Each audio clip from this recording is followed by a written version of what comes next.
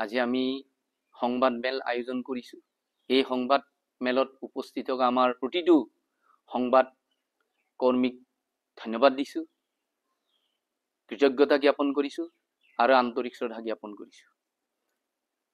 কথা হ'ল আমি 2021 চনৰ 5 ফেব্ৰুৱাৰী যিটো আমাক টিউটৰ হিচাপে আমাক অসম চৰকাৰে আমাক নিযুক্তি দিছিল, সেই 2021 চনৰ 5 ফেব্ৰুৱাৰীটো আমাৰ এটা বিভীষিকাৰ সময়, যিটো সময়ত আমি বহু আনন্দ মনেৰে আমি এপইণ্টমেণ্ট লেটাৰখন লৈ আহি ঘৰত উপস্থিত হৈছিলোহি আৰু প্ৰত্যেকে আমি আনন্দ পাইছিলো যে আমি এটা চৰকাৰৰ পৰা নিযুক্তি পত্ৰ পাইছো, আমাৰ জীৱন ভাললৈ আহিব।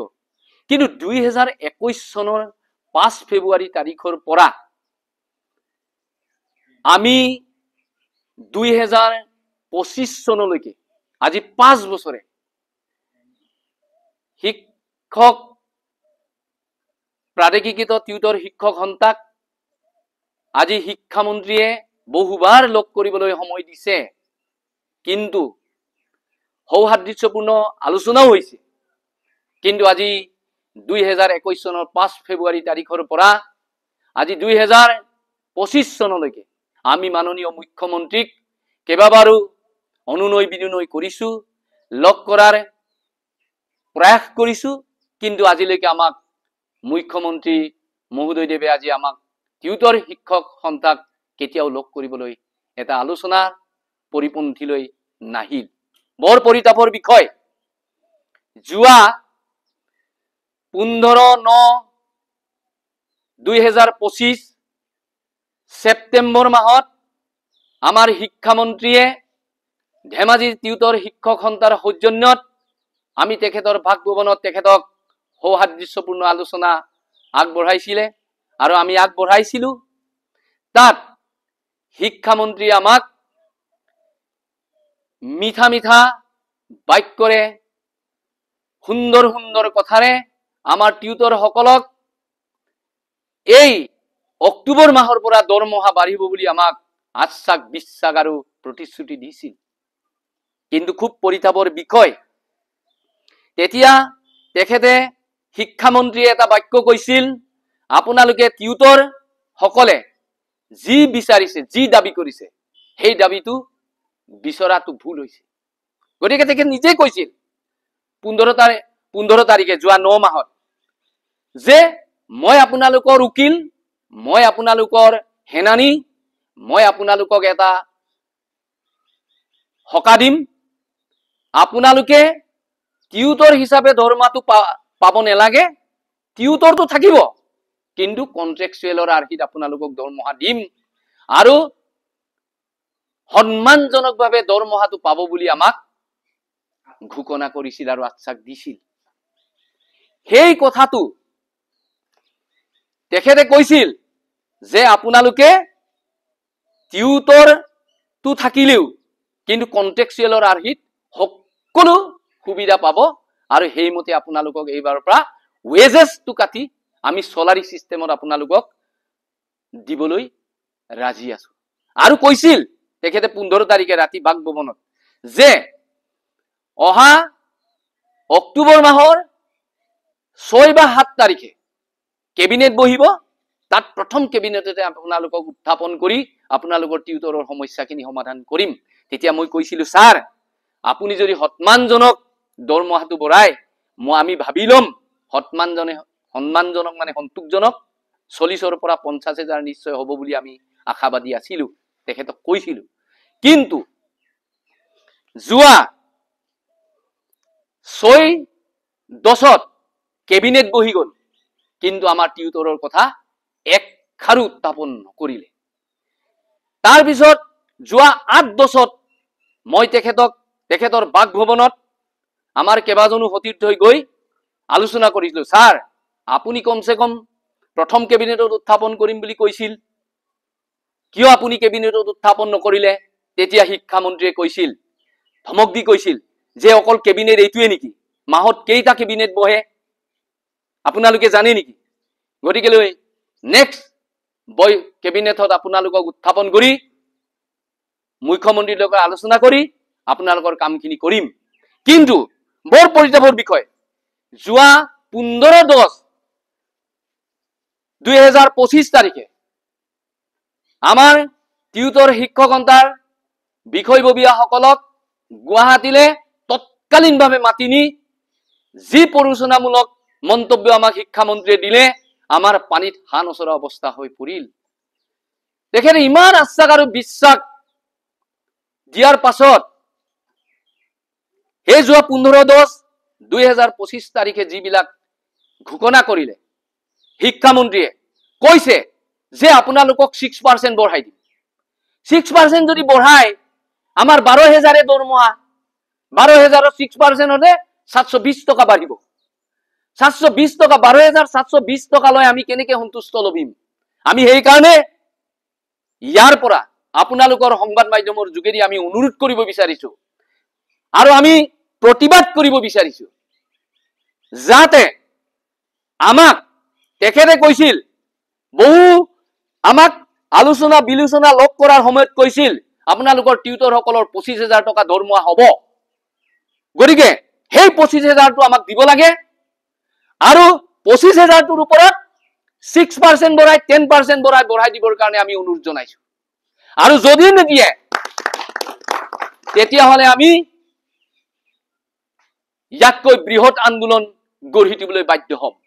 আৰু আমি মুখ্যমন্ত্ৰীক কাতৰে অনুৰোধ জনাব বিচাৰিছো, আজি 5 বছৰে তেখেতে বহু সভা সমিতিয়ে কৈছিল যে টিউটৰ সকলৰ সমস্যা সমাধান কৰিম এই অক্টোবৰ মাহৰ ভিতৰত, আৰু অক্টোবৰ মাহৰ পৰা দৰমহা বাঢ়িব বুলি তেখেতেও আমাক ঘোষণা কৰি থোৱা আমাৰ এতিয়াও আছে, মনত আছে। আমি এতিয়াও আশাবাদী, নিশ্চয় অক্টোবৰ মাহৰ ভিতৰত আমাৰ মুখ্যমন্ত্ৰীয়ে তেখেতৰ কোৱা মতে টিউটৰ সকলৰ সমস্যা সমাধান কৰি সমাকামৰ সমমৰ্যাদা দি আমাক উপকৃত কৰিব বুলি আমি ভাবি লৈছো। আৰু আমাৰ মুখ্যমন্ত্ৰীয়ে কৈছে যে আপোনালোকক যেতিয়া 2021 চনৰ 5 ফেব্ৰুৱাৰী তাৰিখে আমাক নিযুক্তি পত্ৰ প্ৰদান কৰিছিল, তেতিয়া এটা তেখেতে স্বইচ্ছাৰে স্বঘোষণাৰে ঘোষণা কৰিছিল যে আপোনালোকে এই এপইন্টমেন্ট লেটাৰটো আজি লৈ যাওক, এদিনৰ পাছত যদি মৃত্যু হয়, এমাহৰ পাছত যদি মৃত্যু হয়, আৰু যদি বছৰৰ মূৰতো যদি মৃত্যু হয়, তেতিয়াহলে আমাৰ তেতিয়াৰ মাননীয় শিক্ষামন্ত্ৰী, এতিয়া মাননীয় মুখ্যমন্ত্ৰী তেখেতে কৈছিল যে 10 লাখ টকা আপোনালোকক সহাৰ্য হিচাপে এককালীন সহাৰ্য অৱসৰী শিক্ষকসকলক আৰু মৃত্যু হোৱা শিক্ষকসকলক 10 লাখ টকা দিম বুলি তেখেতে প্ৰতিশ্ৰুতি প্ৰদান কৰিছিল।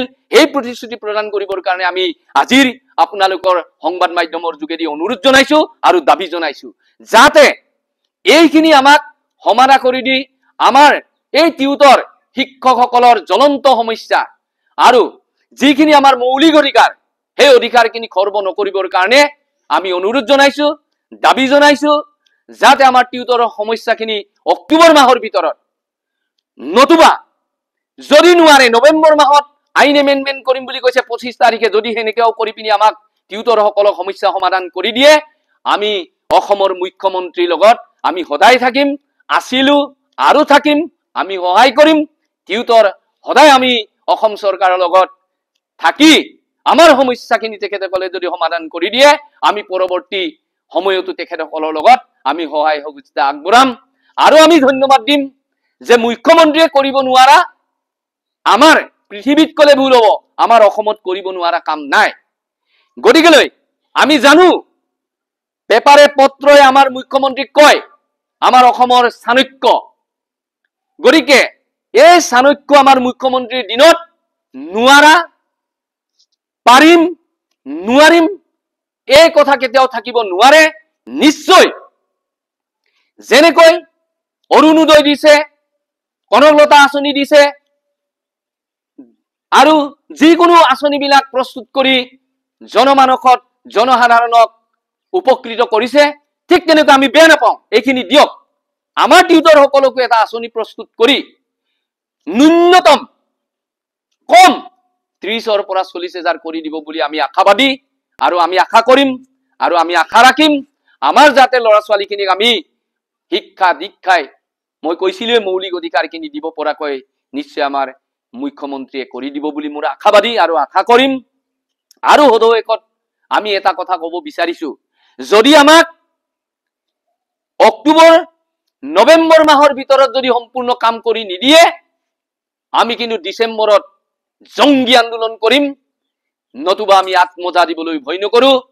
আমি কৰিবলগীয়াখিনি টিউটৰ সমাজে, টিউটৰ শিক্ষক সন্থাই কৰিবলৈ বাধ্য হম বুলি আমি সম্পূৰ্ণ হুংকাৰ দিছো আৰু সম্পূৰ্ণ আমি দাবী জনাইছো যাতে আমাৰ টিউটৰৰ সমস্যাখিনি সমাধান কৰি দিব লাগে।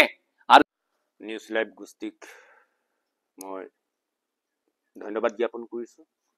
আজি আমাৰ ইয়াত উপস্থিত ৰাখি আমাৰ ঢকুৱাখানা সমজিলা অন্তৰ্গত টিউটৰ শিক্ষক সন্থাৰ দুখ দুৰ্দশাৰ বুজ লোৱাৰ কাৰণে মই আপোনালোকক ধন্যবাদ জ্ঞাপন কৰিছোঁ। ইয়াতে গোটেইখিনি আমাৰ ক'বলগীয়া প্ৰায় কথাবিলাক আমাৰ সিংচাৰে কৈ গৈছে ইতিমধ্যে, কিন্তু ইয়াত খুব সৰুকৈ মই এটা কথা যোগ দিব বিচাৰিছোঁ। এখন গভৰ্ণমেণ্ট স্কুলত আমি টিউটৰ সকলেও আছে তাত, আৰু টেট শিক্ষকো আছে তাত, ৰেগুলাৰ শিক্ষকো আছে, কেইবাতৰপীয়া শিক্ষক আছে, কিন্তু আমি ডিউটি চব একেলগে দিওঁ। তেখেতলোকে 4 ঘণ্টা ডিউটি দিলে আমিও 4 ঘণ্টা দিওঁ, তেখেতলোকে 5 ঘণ্টা ডিউটি দিলে আমিও 5 ঘণ্টা ডিউটি দিওঁ, তেখেতলোকে 6 ঘণ্টা ডিউটি দিলে আমিও 6 ঘণ্টা ডিউটি দিওঁ। আৰু তেখেতলোকে FLNA হওক বা ECCA হওক বা AI ট্ৰেইনিঙে হওক, তেখেতলোকেও অংশগ্ৰহণ কৰিছে ট্ৰেইনিঙত, আমিও অংশগ্ৰহণ কৰিছোঁ। আমি তেখেতলোকতকৈ নিয়মীয়া শিক্ষকসকলতকৈ কোনো গুণেই আমি কম কষ্ট কৰা নাই। তেখেতলোকে যিমান কষ্ট কৰি আছে আমিও কষ্ট কৰি আছোঁ, কিন্তু আমাৰ মাজত আকাশ পাতাল পাৰ্থক্য এটা বস্তু আছে, এইটোৱে হ'ল আমাৰ মজুৰি। আমি মজুৰি, তেখেতলোকে নিয়মীয়া শিক্ষকসকলে আমাৰ টিউটৰ শিক্ষকসকলতকৈ 8 গুণ বেছি পায়, 7 গুণ 8 গুণ বেছি দৰমহা পায়। সেই নিয়মটো উঠাবৰ কাৰণে বাৰম্বাৰ আমাৰ টিউটৰ শিক্ষক সন্থাৰ তৰফৰ পৰা বৰ্তমান গভৰ্ণমেণ্টক শিক্ষা বিভাগক অনুৰোধ জনাই আহিছোঁ, আৰু আজি তাৰিখো মই অনুৰোধ জনাইছোঁ আমি টিউটৰ শিক্ষকৰ তৰফৰ পৰা।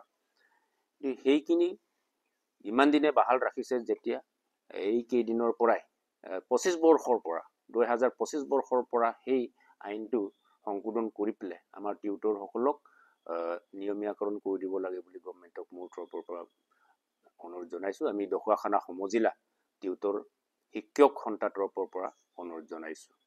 আৰু বহুত বেছি মই ক'ব নিবিচাৰোঁ, ক'লে বহুত কথা আছে, কিন্তু ইয়াতে এতিয়া আমি আশাবাদী, আশা কৰি আছোঁ। আমাৰ আশাক যাতে বৰ্তমান চৰকাৰে পূৰ্ণ কৰি দিয়ে তাকে আশা কৰি পেলাই মই ক'বলগীয়াখিনি খুব চুটিকৈ সামৰি দিছোঁ।